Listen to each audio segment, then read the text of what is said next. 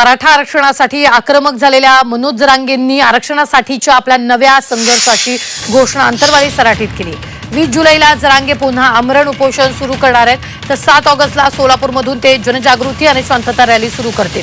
त्याचा समारोप 13 ऑगस्टला नाशिकमध्ये होणार असल्याचं त्यांनी सांगितलंय।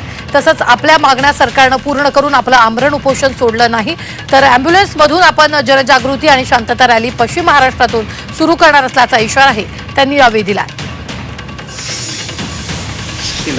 आता 17 दिवस जर मरणाची वाट बघणार असलं तर मग हे सरकारच असू शकत नाही, कारण 20 ते 7 म्हणजे एकूण 17 दिवस व्हायलेत कठोर आमरण उपोषणाचे। पाणी बी नाही प्यायचं, जेवायचं पण नाही, काहीच नाही।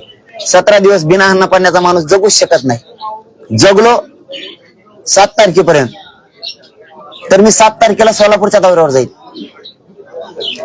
मेलो तर नाही जायचो, पुढच्या दौऱ्या रद्द होतील।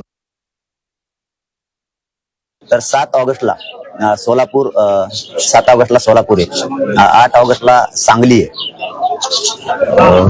9 ऑगस्टला कोल्हापूर, 10 ऑगस्टला सातारा, 11 ऑगस्टला पुणे, 12 ऑगस्टला अहमदनगर आणि 13 ऑगस्टला नाशिक, असं हे दुसरा टप्पा ठरलाय।